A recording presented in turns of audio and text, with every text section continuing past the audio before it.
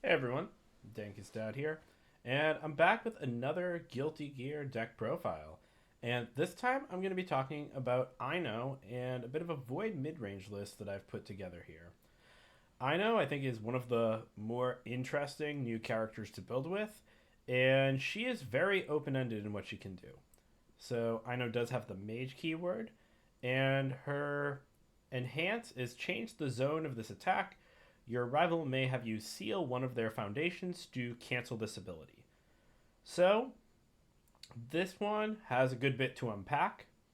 So Ino is going to be able to try and change zones both on offense and defense, which is very good. But your rival is always going to be able to pick which of these options is the least bad for them. Is the zone change going to be acceptable? Maybe, especially if they're holding a lot of blocks or they're using damage reduction, or going the other way. Maybe they can put so much speed on the attack they don't care. But the seal also is targeted, so it is very costly for them to give up their best foundation if they want to stop your zone change. Then Ino has the response. After you change the zone of an attack, it gets +2 damage, which further adds incentive for your rival to take away zone changes when Ino is on the offensive. Since if they are given to Ino, then those damage numbers go up, which goes well against that sort of DR plan that your rival could have and forces them to rely on resets or having the block zone that the attack is already in. So all of these go with a 21 health seven hander, and we sure do like those numbers. 21 is pretty beefy for a seven hander, and seven hands means that Ino can play a lot of cards and use card advantage to overwhelm the opponent. And on Void, that's where we're at with this deck. So, first things first, you'll notice that this deck is a little bit heavy at 73 cards in the main board, but things are not what they appear. We'll start with actions. So, I would like to Rage is really, really cool. This card on the Void symbol or Fire, so whichever way you play Ino, I think you're going to be maxing this card, and it's going to help you out a lot. So, it has the static that the first copy you play doesn't count toward progressive difficulty, which is very nice. That means you're essentially spotted a free one if you are going into your turn. And it has form. Add one rage counter to your character for each of your momentum. Draw one card. And this has the hidden text of basically improving the average control value of your deck. So you're able to put in these four cards that almost always are going to go into your card pool, not count toward progressive, and are going to draw you cards, but they are going to help you filter, help you check a little better when you're going on your strings, and overall make things more consistent. Sure, there are disadvantages of playing this card into a matchup where, say, Driven by Retribution is popular. That can be a little bit scary, but all in all, you can play with this intelligently, and in most of your matches, you are just going to be getting better checks at almost no cost. So, maxing this is great. We also can take advantage of this enhance, which is remove your fury attack gains powerful 3. And notably, this has nothing to do with rage counters. Anyone can use it. And as long as we are playing some fury attacks, we can have this sort of as a trick lurking in our card pool for anywhere in the string, where we can remove this, spend the momentum that we're generating, and get that damage in. We're also playing Ino's action hover dash. It has her face on it. It has to be good. And this card changes the zone of the attack. And if you played a Roman cancel ability this turn, your attack gets +2 speed. So free zone change, your opponent doesn't get the choice to cancel this one. So if you are playing Ino and have done a Roman cancel, then this is changing your attack zone and giving it 2/2, which for an action isn't bad and can be a nice way to get some early poke damage in. It also has card pool flip. After your non-throw attack deals damage, your rival discards one card. So this means that your pokes, at least in the early game, can be a little bit more potent. And it also can stop your rival in their tracks if they are trying to sculpt a hand to get you back on the next attacking turn or hold another block later in the string if you have a very big stage. So This card's big problem is going to just be that it clogs up your progressive. You don't have a real way to clear it from your card pool on Void. If we were playing on the fire symbol, we could use something like Forcing Surrender to get the Hover Dash out of our card pool once it's done its job. But instead, we're going to use the tried and true Void solution of building to the moon. And once we have a substantial stage, we aren't going to need to worry so much about the cost of this and can instead just play low difficulty foundations in the early game when we're using it for pokes. So yeah, we'll give Hover Dash a try and might just be a pretty solid card in the character. My inclination is that it is. Filled with Doubt, of course, is at a 4 of. This is our premium interaction to deal with all of the powerful attacks that are running around serving as engines for a lot of the best decks in Standard. And because we are a 7-hander with a very low difficulty curve, we can get away with this. So cool. We love Filled with Doubt. Next, on the asset end of things, we have Military Airship, another great card. This one is going to complement our low difficulty curve really nicely and also is going to let us pick up our good attacks over and over again. Very nice. We know Airship. We love it. Then Dwaithvar, the Star Razor, gets an inclusion here. Ino can get a lot of benefit from targeted seal, and being able to have more than one instance of it with that first attack can be especially nice. So we like Dwaithvar, and of course there are some effects that pay us off for multiple seals, which we'll look here at with Megalomania. So this secret rare from Guilty Gear is Ino's sort of flagship card, and well, some players think this is relegated to the sideboard. I think playing at least 2 copies in the main board is good, and I would not be opposed to moving this up to the full 4. So if there are 3 or more sealed cards in play, your other attacks get +1/+1 while this is in the card pool. So with something like Dwaithvar, Ino's character, Megalomania can be really, really great at just pumping up all of your attacks, letting you do your best impression of a character like Porco, and just really go wide and stack up the damage. So we're going to be trying it at 2 here, but the Blitz is where I think we're going to get the most out of this card. So unconditionally seal 1 card in your rival stage. Could be a character, could be an asset, could be a backup, but whatever thing that they have that's a problem that is going to muck up your turn, gone. You can just say, nope, sealed. And this is so powerful. It does have the downside that your rival can spend 2 momentum to cancel the effect, but in practice, this downside is very, very small. So this effect is going to be most relevant on the early turns of the game. So if you're going into your turn 2 against a character like Rodan, this can be a way to let you push in that early damage and stop Rodan from controlling checks.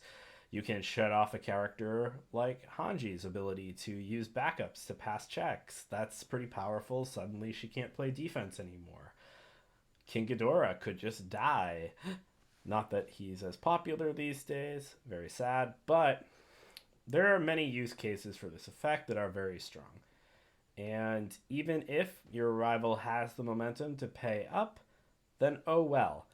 You've taken away 2 momentum with an on-stat 5 high for 5 attack that could have some more upside later in the string. So yeah, Megalomania, really, really great card. And we are going to see if we can make it work at the 2 of. Stroke the Big Tree. This is one of Ino's signature moves in the Guilty Gear game, and it translates well to Universus here. Just like in Guilty Gear, you can't block it with a mid-block, you gotta block it low. But Ino's Guilty Gear card, unlike her character in the game, can make this attack a mid with her Enhance, and if your opponent chooses to let you seal, then the tension keyword on this card could let you use red to make this a mid anyway. So getting Stroke the Big Tree to just hit with this sort of guaranteed partial block damage is nice, and this sort of pseudo throw is going to be good for establishing Ino's offense. You also, if you do get the character zone change, can use that tension to instead go into a purple, force the partial block, clear this, draw a card, and keep the offense going as a 7-hander can. Stroke the Big Tree is really, really the card you want to see, and that's why it's at 4. Next up, we have Dexterous Assault, and this is probably a card you haven't seen a whole lot of, and it's one where the things that it does are nice, but in particular in this deck, you can actually use every piece of this card in a way that you might not be able to in others. So let's break down why. So 5 difficulty, 4 mid for 7, and notably a 1 mid block zone. This has Blitz, change the zone of this attack. So if you're playing as Ino, this is a for high or low for 9, which is pretty nice, and you can keep scaling up the damage from there. It also has this response after you play this card as a block, change its block zone to any other zone. So this is an Omni block for Ino, which is very nice. You do get to do some cool things with the zone changes both ways, so that's good. And you also have Deadlock Stun 2, which is going to let you, actually engage in those situations where both you and your opponent are building out. If your opponent is not an unyielding deck and you are going to be able to go wide, use this, and just put on big pressure with this pretty lethal move that also is going to be committing down foundations, can serve well on defense. It's just all of these things add up. And if you wanted to cut these for more megalomanias and go in on that plan, I couldn't fault you. But I just wanted to bring some attention to this card and make sure people know about it. Antidepressant Scale, another solid card from the Guilty Gear set. Tension lets you seal a foundation on your own side to change the zone of this attack. So you can make it 3 whatever zone you want for 5. Could change the zone up to 3 times between the Blitz, red from Tension, and then I know Zone Enhanced. So this could become 9 damage pretty quickly, and that is a play pattern that was pretty common at my local pre-release. But you might be asking, why is this only a 2 of? And the answer is because we're just doing this small package with Megalomania. But if you wanted to try and really lean in on the synergy, you could go 4/4 and get to your 3 sealed cards very quickly in order to get that 1/1 bonus. Tatami Gaishi also is going to come in as another tension option. And this one, while it doesn't sort of work on that sealed plan quite as well, gives us another look for a block zone with a 1 high compared to the 2 mid from Depressant Scale. And also sort of gives you this freebie zone change since your rival is going to almost always want to play an enhance during the attack. So getting this up to 6 damage is pretty good. You can use Ino to try to change it back to a low if you're looking to overload that zone against a deck off of Death, Life, or Water without Syndicate target. And this card can enable some nice offense. Plummeting Punch. So this one, another oldie but goodie. 4 difficulty, 3 high for 4 Fury Punch. And you have Enhance, flip 1 Foundation. This attack is +2 speed, change the attack zone to low. You'll notice there Ino gets to double dip, so this is a 5 low for 6 for 4 at the cost of just flipping one of your foundations, many of which are spammy, so you can get away with it. You have a good block zone and 1 low, and you also have Deadlock Enhance, lose 1 health, flip 1 rival foundation, commit 1 rival foundation, destroy 1 rival foundation. So you can see here we're loaded up on this incidental deadlock, and another point I forgot about Dexterous Assault, but also works with Plummeting Punch, is these are our Furies.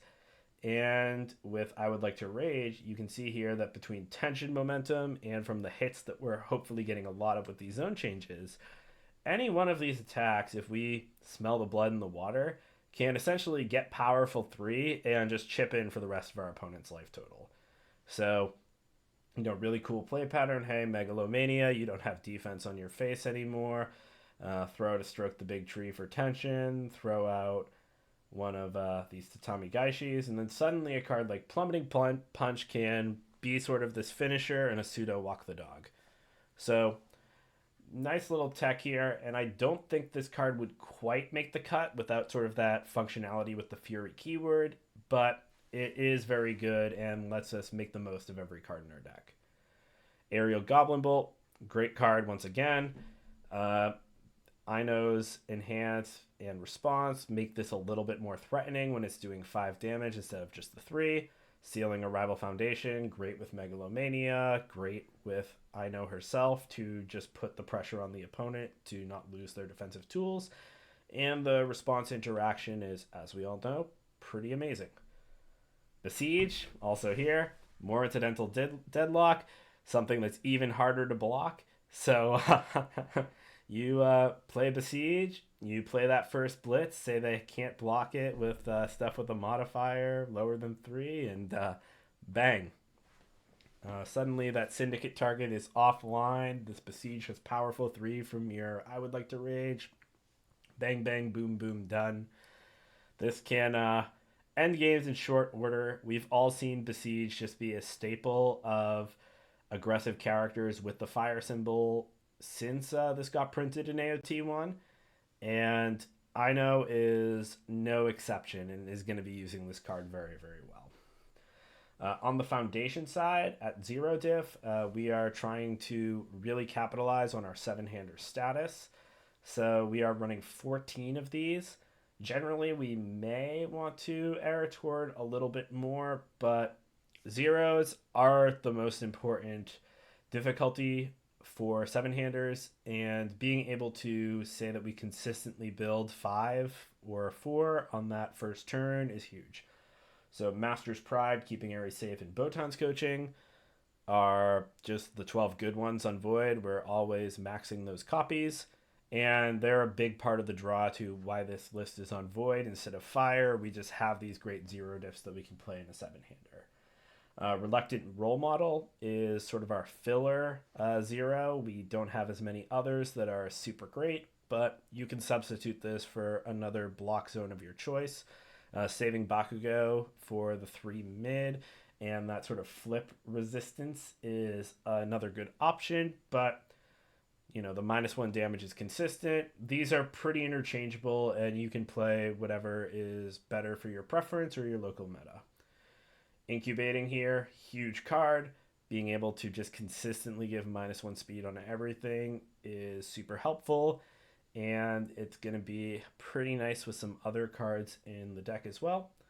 Cross-up protection here is sort of a cute one. I wanted to give a shot, and I think ultimately it's going to be pretty good in the character. So if your opponent is trying to use their stage for offense, they may want to let you change the zone of their attacks. And if they do, you do have this nice Omni block as coverage for it. So any characters that can sort of force zone changes will want to look to this card, especially since it's infinity symbol and pretty easy to use. But at the end of the day, cross-up protection is going to really be a house. Scales of Juno comes up next. This card is going to be our protection against Bridget and Mikasa and other decks that are trying to clear cards. 1 difficulty foundation is a super efficient way to get what we're looking for there and put a stop to those strategies. Hacker is the next card I'm going to talk about, and it also is pretty useful in the deck and a bit of a Void staple. We can spend all this momentum that we get from tension to draw cards if we want, and we're not able to use it. Can let us get momentum if we need to take any hits. And flipping assets, as we know in this massive mutant machine meta, is very relevant. So we are happy to flip our opponent's assets, draw cards, do whatever Hacker asks of us. Moment of Normalcy, great reset. We can always fit one in the deck. Hard Rock Witch is one of Ino's new cards from Guilty Gear that it's just actually busted in every character that can play it. We're running it at the 3x here, but 4 is not hard to imagine. Being able to just say no to any non-character ability that modifies damage is unreal. And on offense, you can use it to stop their resets or anything they're trying to do to deal with your zone changes.